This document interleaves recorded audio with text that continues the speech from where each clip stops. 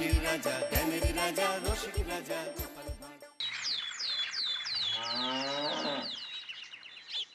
এই যে তোমাকে বাজার থেকে যা যা আনতে বলেছি সব মনে আছে তো? মনে থাকবে কি থাকবে না জানি না, তাই আমি কাগজে একটা ফর্দ বানিয়ে নিয়েছি। গোপাল দাদা,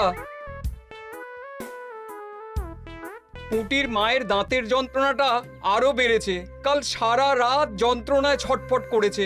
আমাদের বৈদ্যমশাই দাঁতের শল্য চিকিৎসা শিখতেই বাইরে গেছেন, আজকের মধ্যেই আশা করি চলে আসবেন। কিন্তু ও যে আর পারছে না। শোনো, তুমি একটা তুলোর মধ্যে লবঙ্গ তেল দিয়ে পুটির মায়ের যে দাঁতে ব্যথা হচ্ছে তার গোড়ায় রাখো। বৈদ্যমশাই এলে আমি তোমাদের বাড়িতে যেতে বলছি। আচ্ছা গোপাল দাদা। যাই, বাজার থেকে চটপট ঘুরে আসি, এরপর আবার রাজসভায় যেতে হবে।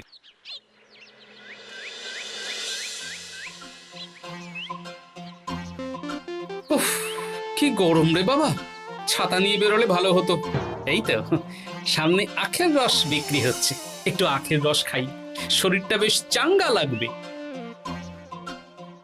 ভাই, আখের রস কত করে দিচ্ছ? 1 ভাঁড় 10 আনা গোপাল দাদা। দাও দেখি 1 ভাঁড়। আরে, এই যন্ত্রটা কিন্তু দারুণ। ওই আমাদের রাজ্যের বিজ্ঞানী মশাইয়ের অবদান।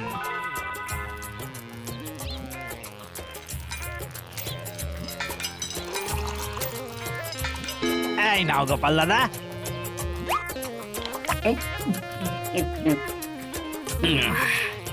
আহ, শান্তি। এই নাও ভাই, তোমার 10 আনা।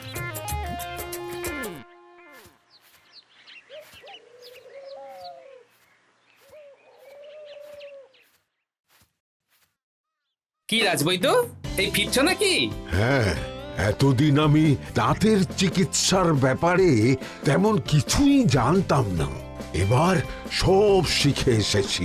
ভালোই করেছো, তুমি একেবারে প্রথম রোগীকে দেখে তারপর রাজসভায় এসো। প্রথম রোগী? পুটির মা গো, কালকে সারা রাত যন্ত্রণায় ঘুমোতে পারেনি। আরে আর বলো না, কদিন আগেই পুঁটির মাকে নিয়ে পুঁটির বাবা আমাদের বাড়িতে এসেছিল। দেখলাম ওই বাড়ির দাঁতে বিস্তর সমস্যা। সেই জন্যে দাঁতের শল্য চিকিৎসা শিখতে চলে গেলে? ঠিক তাই, আমি ব্যথা কমার পথ্য দিয়ে এসেছিলাম। দেখি এবার দাঁতটা তুলেই দিতে হবে। তাহলে তুমিও পুটিদের বাড়িতে যাও, আমি বাড়িতে থলে রেখে আসছি। আজ না হয় দুজনে একটু দেরি করেই রাজসভায় যাব। বেশ বেশ।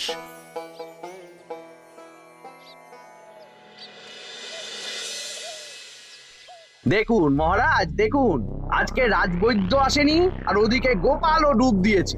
এই আনন্দে আমাদেরও ছুটি দিয়ে দিন মহারাজ। কি আনন্দে? এই গরমে বাড়ি বসে একটু আমপানার শরবত খাবো আর ঘুমবো।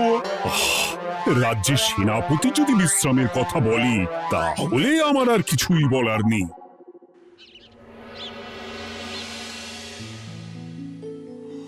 এই তো দাঁতটা পুরো পোকায় খেয়ে নিয়েছিল। এখন দুদিন কোনো কথা বলা যাবে না, শুধু জল বা তরল জাতীয় খাবার খাবে।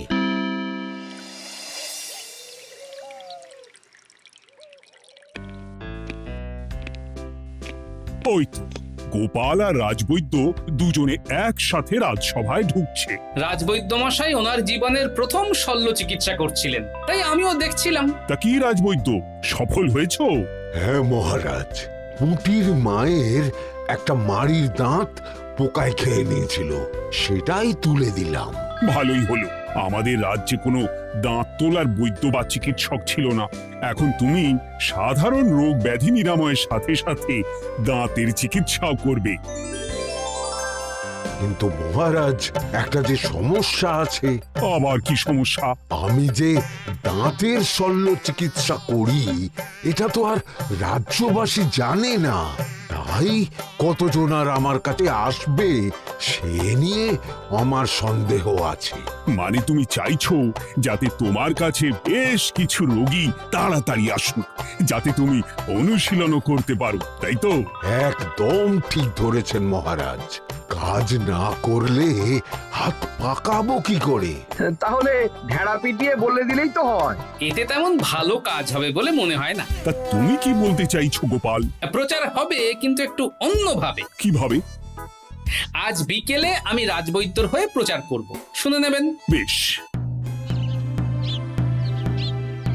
শুনুন শুনুন শুনুন, আমাদের কৃষ্ণনগরের রাজবৈদ্য এখন দাঁতের শল্য চিকিৎসাও করছেন। যারা যারা আমাদের রাজবৈদ্যের কাছে দাঁত তোলাবেন, তাদের দাঁত তোলার পরে 2 দিন কোনো শত্রু থাকবে না। চিকিৎসার সময় সকাল 7টা থেকে সকাল 10টা পর্যন্ত।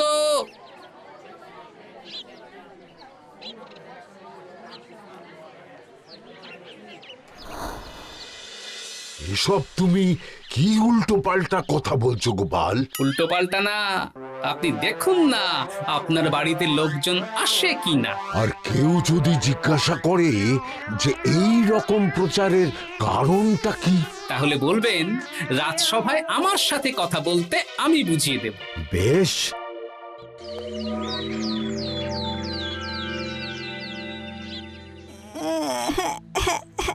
তোকে বারবার বলি এত মিষ্টি গুড় কাঠি খাস না। কি করব বাবা, কি ব্যথা।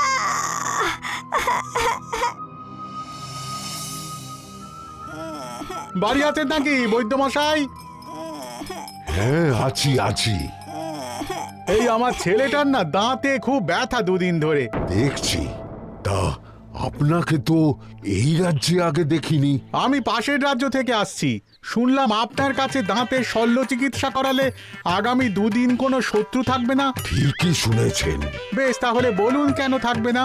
আগে চিকিৎসাটা করি, তারপর বলছি।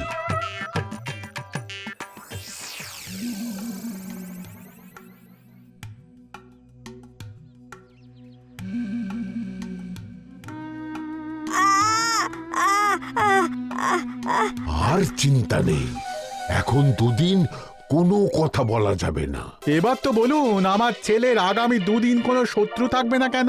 আজকে রাজসভায় চলে আসুন, ওখানে গোপাল এই প্রশ্নের উত্তরটা দিয়ে দেবেন। তা বৈদ্য, তোমার কাছে আজকে কেউ এসেছে? সকাল সকাল দাঁত তুলে এলাম মহারাজ। বাবা, একদিনের প্রচারই এই ব্যাপার? মহারাজ, মহারাজ, বাইরে কয়েকজন অপেক্ষা করছে, তারা গোপাল দাদার থেকে কিছু জানতে চায়। তাদের ভিতরে আসতে বলো।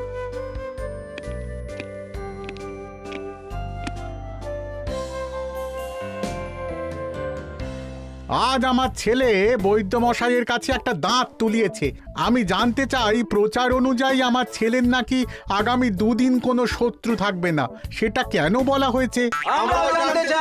বলতে পারি, কিন্তু কথা দিতে হবে। এই কারণটা বাইরে আর কাউকে বলা যাবে না। বেশ, বলবো না। বাংলায় একটা প্রবাদ আছে, বোবার শত্রু নেই। মানুষ সাধারণত কথার বিনিময়ে মতবিরোধ, বিবাদ বা শত্রুতা করে। যে ব্যক্তি কথা বলতে পারে না, তাই তার সঙ্গে কথা বলে মতবিরোধ হওয়ার কোনো সুযোগই নেই। মানে যার যার দাঁত তোলা হবে তারা তো আগামী 2 দিন কথা বলতে পারবে না। আর কথা না বললে কোনো বিবাদ হওয়ার ব্যাপার নেই। আর বিবাদ না হলে কারো সাথে শত্রুতাও হবে না। কি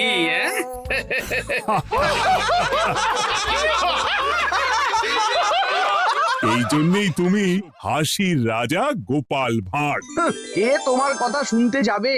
একদিন না হয় প্রচারের চমকে এলো, এরপর কিভাবে আসবে শুনি?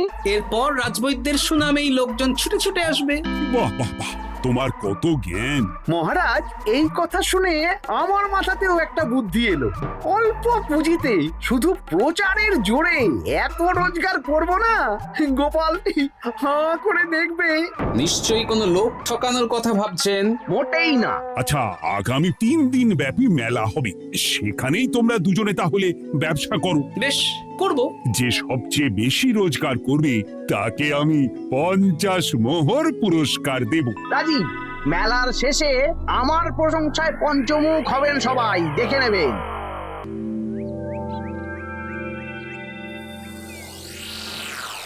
খুব তো বড় মুখ করে বলে এলেন যে ব্যবসা করবেন মেলার মাঠে। তা আপনি কি ব্যবসা করবেন শুনি? ভাগ্য পরীক্ষার দোকান দেব। মানে? মানে আমি বিভিন্ন মেলায় দেখেছি যে একটা প্রত্যেকটা দোকানে নিচের দিকে হেলানো অবস্থায় একটা পাতলা কাঠের পাটাতন থাকে। সেই পাটাতনের উপরে 1 থেকে 6 অবধি সংখ্যা লেখা থাকে, তাই তো? হ্যাঁ, যারা মেলায় ভাগ্য পরীক্ষা করতে আসবে তাদের ফাঁপা লোহার 6টা বল দেয়া হবে। যদি ওই 6টা বলই 6 নম্বর লেখা খোপের মধ্যে ঢোকাতে পারে তাহলে প্রথম পুরস্কার পাবে। আমিও ওটারই দোকান দেব, কিন্তু শুধুমাত্র একটাই পুরস্কার থাকবে। 6টা বল 6 নম্বর খোপের মধ্যে ফেলে কেউ যদি 36 করতে পারে তাহলে সে পাবে 100 মোহর উপহার। আরে খেলার জন্য কত মোহর লাগবে? 1 মোহর। আপনি কিন্তু জেনে বুঝে বিপদ ডেকে আনছেন। একজন কেউ ফেলে দিলেই আপনার হাত থেকে 100 মোহর ফসকে যাবে। আরে মেলার ভিড়ে যদি আপনি পুরস্কার না দেন তাহলে জনতার একটা মারও ফসকাবে না। আরে সেই জন্যই তো তোদের পোষা। তোদের মধ্যে যে কোনো একজন ওই কাঠের পাটাতনের নিচে লুকিয়ে থাকবি। যখনই দেখবো কেউ 36 করে ফেলছে আমি গলা খাকলাবো আর তোরা কাঠের পাটাতনটা হালকা করে নিচ থেকে নাড়িয়ে দিবি। এটা তো দারুণ বুদ্ধি। কি বলছো গোপাল, তুমি আখের রসের দোকান দেবে? হ্যাঁ, এই গরমে আখের রসের বেশ চাহিদা। তোমার বানানো ওই যন্ত্রের চাকা ঘোরাবো আর আমার ভাগ্যের চাকা ঘুরবে। সে ঠিক আছে, আমার কয়েকটা যন্ত্র বানানোই আছে। তুমি না হয় মেলায় ব্যবহার করো 3 দিন। ব্যাস, আর চিন্তা নেই। এবার শুধু জমিয়ে আখের রস বিক্রি করব, সাথে বিভিন্ন মশলা, বরফ আর পাতিলেবুর রস দেব।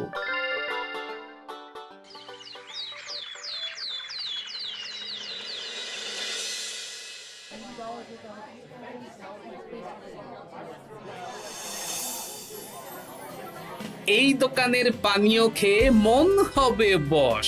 গোপাল ভাঁড় নিয়ে এসেছে ঠান্ডা আখের রস। আরে গোপাল দাদা, তুমি আখের রস বিক্রি করছো? ঠান্ডা আখের রস কত করে গো গোপাল দাদা? 1 ভাঁড় মাত্র 10 আনা। 6 ভাঁড় দাও। এক্ষুনি দিচ্ছি।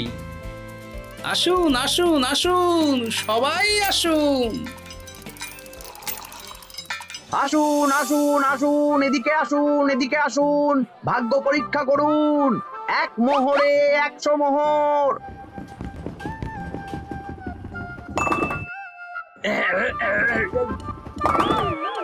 ভাগ্য পরীক্ষা করুন। মন্ত্রী মশাই বলেন কি 1 মোহরে 100? তুমিও ভাগ্য পরীক্ষা করাবে নাকি? একবার বাজিয়ে দেখতে দোষ কি? দাও, আখের রস খেয়ে বরং চলে যাই। এই তো হয়ে এসেছে। এই নাও, ধরো।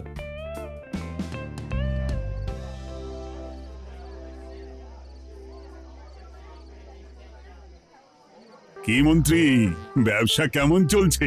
ভালোই। আপনি একবার ভাগ্য পরীক্ষা করে দেখবেন নাকি মহারাজ? না না না, আমি এসবে নেই। জানি আপনার কাছে 100 মোহর নস্যি, তবুও 1 মোহরের বিনিময়ে চেষ্টা করে দেখুন না। আচ্ছা, এত করে বলছো যখন, দেখি। 1 মোহরে 6টা বল। বাবা বাবা বাবা, দেখুন মহারাজ চেষ্টা করে।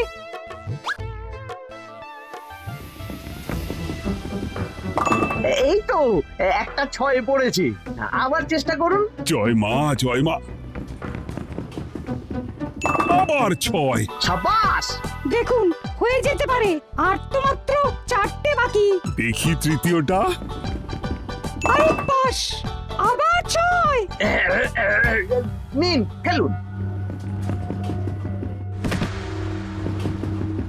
এই যা, হলো না। আরেকবার প্রথম থেকে চেষ্টা করবেন নাকি মহারাজ?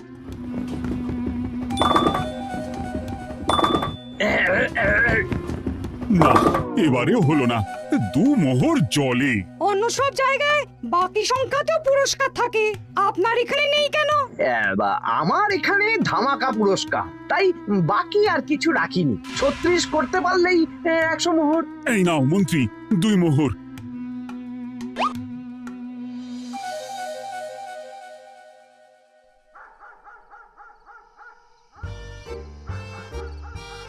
কি মন্ত্রী মশাই, আর তো মেলায় লোকজন নেই, বাড়ি যাবেন না? তুমি যাও না, আমি একটু পরে যাব। বেশ, আমি এগোলাম। গোপাল আর মন্ত্রী তোমাদের কার কেমন রোজগার হয়েছে একদিনে? মহারাজ, কালকে আমার 7 মোহর 20 আনা রোজগার হয়েছে। আমার 70 মোহর, কিন্তু খরচ কিছুই হয়নি, কারণ কেউ 36 করতে পারেনি মহারাজ। বাহ বাহ বাহ! আমি তো বলেছিলাম আমি যখন ব্যবসা করব, গোপাল আমার ধারে কাছে দাঁড়াতে পারবে না। বেশ, এখনো তো আজ আর কাল 2 দিন মেলার বাকি আছে। দুদিনেও আমার 2 কানা করিও খরচ হবে না, শুধুই রোজগার। গোপাল যতই প্রচার করুক আর যতই ভালো আখের রস বানাক না কেন, আমার ব্যবসাকে টপকাতে পারবে না। ঠিক আছে, আজকে আমি একবার ভাগ্য পরীক্ষা করে দেখব। আমার দোকানে সুস্বাগতম। নাও সেনাপতি, চেষ্টা করে দেখো। দিন বল। আমিও সেনাপতির খেল দেখতে এলাম। প্রথম বল। এই যে গড়িয়ে গড়িয়ে গড়িয়ে 6 নম্বর। সাব্বাস সেনাপতি। আবার 6, তৃতীয়, চতুর্থ, পঞ্চম। আরেকটা ফেলতে হবে। নাও সেনাপতি, ষষ্ঠ বল। এই যা, হলো না। এটা কি হলো? আবার চেষ্টা করো তো সেনাপতি। হ্যাঁ, 3টে হয়ে গেছে, এবার 4 নম্বর। এই যা, 4 নম্বরে চলে গেল। চাই। ব্যাপারটা কি? মন্ত্রী মশাই গলা খুসখুস করার পরের বলটাই পরপর 2 বার অন্য ঘরে পড়ল। নিশ্চয়ই কোনো রহস্য আছে। না, আজকে রাতে ব্যাপারটা দেখতে হবে। চলুন মন্ত্রী মশাই, পুরো মাঠ ফাঁকা, একা একা মশা মারবে নাকি? আমি পরে যাব, তুমি যাও তো। বেশ। ব্যাপারটা কি? আমাকে তো নজর রাখতে হচ্ছে। না, একটা গাছের পিছনে লুকিয়ে পড়ি, মন্ত্রী মশাই গেলে ওনার পিছু নেব।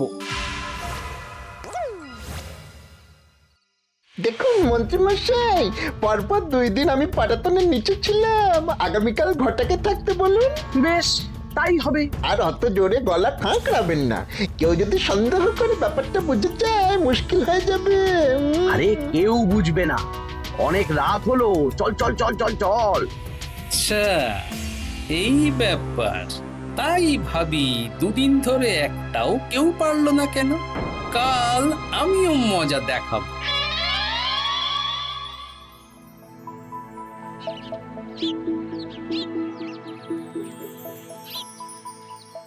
বাবা চলে এসেছেন দেখছি। এত চাহিদা না আমার এই ভাগ্য পরীক্ষার, তাই আগে আগে চলে এসেছি। মন্ত্রীমশাই, আপনাকে মহারাজ এক্ষুনি ডাকছেন। এখন কেন? সে তো জানি না, চলুন।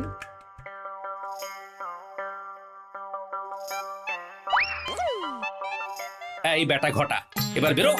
এ কি গোপাল দাদা, তুমি? হ্যাঁ আমি। খুব চালাক ভেবেছিস না? মন্ত্রী মশাইয়ের খেলা আজকে শেষ। প্রহরী, একে ধরে নিয়ে যাও।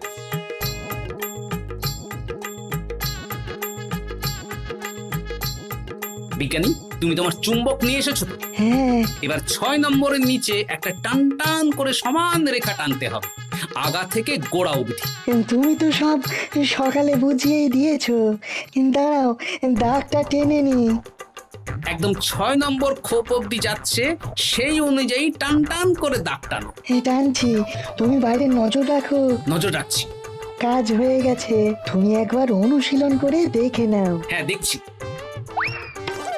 শুরু করো। শুরু করছি। একদম পাক্কা আছে।